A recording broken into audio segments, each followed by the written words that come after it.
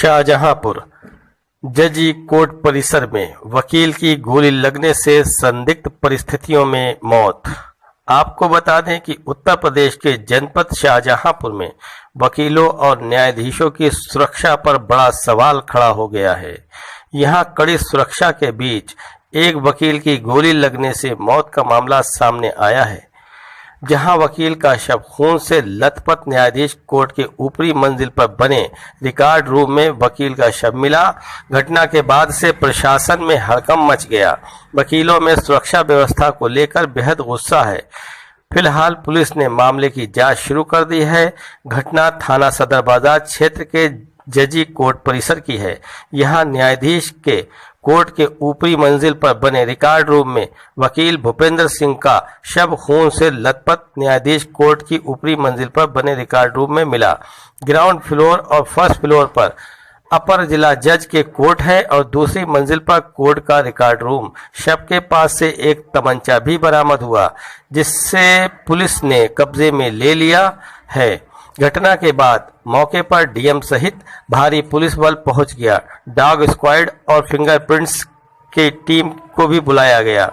आपको बता दें कि यहां कोर्ट परिसर के अंदर जाने के लिए सभी गेटों पर कड़ी सुरक्षा व्यवस्था की है, लेकिन इसके बावजूद अंदर बदमाश तमंचा सहित कैसे पहुंच गए और तमंचा कैसे पहुंच गया, ये एक बड़ा सवाल है। वकील की हत्या के साथ वकीलों में काफी गुस्सा है। वकीलों का कहना है कि गेट पर लगे सुरक्षा कर्मियों के खिलाफ कार्रवाई होनी चाहिए। कोर्ट के अंदर वकील की हुई हत्या के बाद दूसरे वकीलों और न्यायाधीशों की सुरक्षा पर भी बड़ा सवाल खड़ा हो गया है। फिलहाल पुलिस ने पूरे मामले की जांच शुरू कर दी है। अंदाज़े लखनऊ के लिए शाहजहांपुर से अभिषेक सिंह चौहान की रिपोर्ट।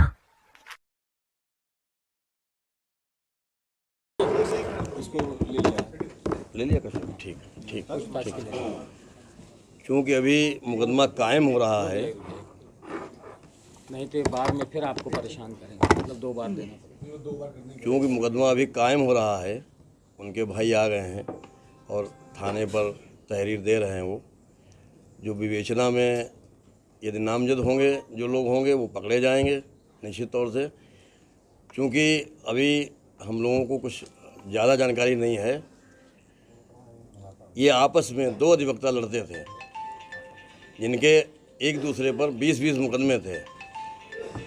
और यदि आप चाहेंगे तो मैं आपको उसकी जो है मुकदमों की वो मैं एक एक करके आप लेते रहिए फ़ोटो। ये मुकदमों का डिटेल है, एक दूसरे पर मुकदमे हैं ये। और ये अधिवक्ता महोदय जो हैं आपस में इन्हीं मुकदमों को लेकर लड़ते थे और मारपीट करते थे। 2 महीने पूर्व भी ये कोर्ट में लड़े थे, जिस पे मैंने इनको वार्निंग दी थी कि यदि आप लोग लड़ाई बंद नहीं करेंगे तो मैं बार सिंह से रिस्ट्रिकेट कर दूंगा आप लोगों को। कौन वकील था जिसके? सुरेश कुमार गुप्ता और भूपेंद्र सिंह। ये चूँकि पहले से ही ये सन 2000 से उनके मकान में रहते थे और वहीं किसी बात को लेकर इनका विवाद हुआ। ये सुरेश कुमार गुप्ता की ही तहरीर है, मेरे पास आई थी। अध्यक्ष जी, क्या ऐसे वकीलों की कोई और जांच करेंगे जो शिकायत से हैं कि वो और केस लड़के खुद के ही केस लड़ने के लिए वकालत करने का कोई ऐसी जांच या कोई कार्रवाई करेंगे इसके लिए? बार सिंह इसके लिए जिम्मेदार नहीं है भैया। जो व्यक्ति लड़ाई अपनी लड़ता है या जो मारा जाता है, वो अगर मुकदमे में पार्टी बन जाएगा तो निश्चित तौर से ऐसे ही हादसे होंगे। वकील को केवल वकालत करने से मतलब रखना चाहिए, उसको किसी विवाद में पड़ने की आवश्यकता नहीं है। नहीं, क्या ऐसे वकीलों को चिन्हित किया जाएगा या ऐसे वकीलों को और जो सिर्फ अपने ही मुकदमे लड़ने या इसके लिए ही वकालत कर रहे हैं? नहीं, हमारे यहाँ देखिए, जो वकील बन के आता है उसका रजिस्ट्रेशन हम करते हैं, हम अपने मेंबर बढ़ाते हैं। अब वो अपने लड़ेंगे या दूसरों के लड़ेंगे, ये बार सिंह तय नहीं करता है। आज जो घटना है उसको लेकर के अगली रणनीति क्या होगी? अभी तो प्रशासन से आश्वासन मिल गया है कि निष्पक्ष मुकदमा लिखा जाएगा। जो तहरीर उनके भाई देंगे वो मुकदमा लिखा जाएगा, निष्पक्ष विवेचना होगी, जो सामने आएगा उसकी गिरफ्तारी होगी। हम लोगों की यही मांग है। और जिला प्रशासन से मेरी एक मांग ये है कि मृतक अधिवक्ता को शासन से आर्थिक सहायता मुहैया कराई जाए और गिरफ्तारी यदि हो जाती है तक जांच में पाया गया है और किस लिए कार्रवाई की है? देखिए, जिला एवं सत्र न्यायालय परिसर में एक संयुक्त कार्यालय है। संयुक्त कार्यालय में एक अधिवक्ता जिनका नाम भूपेंद्र प्रताप सिंह है, ये अपने किसी कार्य से वहाँ गए थे और शायद ये जानकारी करने गए थे कि सम्मन इत्यादि इनकी किसी मुकदमे में जारी हुआ है अथवा नहीं। उसी दौरान ये घटना घटित हुई है जिसमें मौके पर ये मृत पाए गए हैं और इनके पास से एक वेपन भी पड़ा हुआ पाया गया है। जहां बॉडी थी वहीं पर एक वेपन भी 32 बोर का एक वेपन भी पड़ा हुआ पाया गया है। इस संबंध में जो सीजीएम हैं उनके द्वारा दूरभाष पर एसपी को सूचना दी गई थी। एसपी और मैं स्वयं साथ में थे, तो हम लोग तुरंत 11:45 में ये सूचना प्राप्त हुई थी। हम लोग वहाँ पर मैं फोर्स के पहुँचे और प्रारंभिक तौर पे इस पूरी घटना का पुलिस ने विवेचना की है और उसमें कई तथ्य संज्ञान में आए हैं, लेकिन जो मौके की स्थिति है उसके अनुसार वहाँ पर एक वेपन मिला है और बाकी साइंटिफिक इन्वेस्टिगेशन के लिए डेड बॉडी को पोस्टमार्टम के लिए भेज दिया गया है। बाहर के पदाधिकारियों से बात हुई है और उनके द्वारा अवगत कराया गया है कि इनको लेकर कुछ मुकदमे चल रहे थे और ये 2020 के अधिवक्ता थे। 2019 में इन्होंने पंजीकरण कराया था और 2020 में इनको बार की सदस्यता दी गई थी और ये सामान्य रूप से अपने ही मुकदमे जिनमें ये वादी या प्रतिवादी हैं उन मुकदमों में ही पैरवी किया करते थे।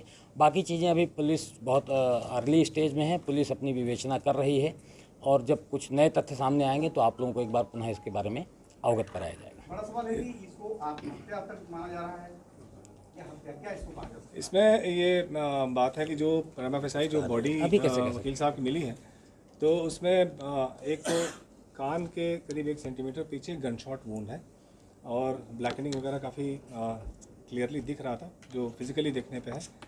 और इसकी जो साइंटिफिक एविडेंसेस हैं वो कलेक्ट की गई हैं, जो हमारी फॉरेंसिक टीम है उसने कलेक्ट की है। तो इसलिए अभी ये कहना बहुत जल्दी होगा कि क्या एक्चुअली हुआ होगा। जो व्यक्ति वहाँ मौजूद था उसका कहना था कि उनके आसपास और कोई व्यक्ति नहीं था, अधिवक्ता जो थे उनके आसपास। यद्यपि इनकी जो मुकदमे चल रहे हैं वो भी एक अधिवक्ता से ही चल रहे हैं, वो भी सुरेश कुमार गुप्ता, उन्होंने भी हाल में ही वकालत शुरू की है, उन्हीं से मुकदमे इनके आपस में चल रहे हैं। तो इस पर भी हम लोग गहराई से विवेचना कर रहे हैं और इसको बिल्कुल जैसा होगा साइंटिफिक एविडेंसेस के आधार पर कार्रवाई सुनिश्चित की जाएगी।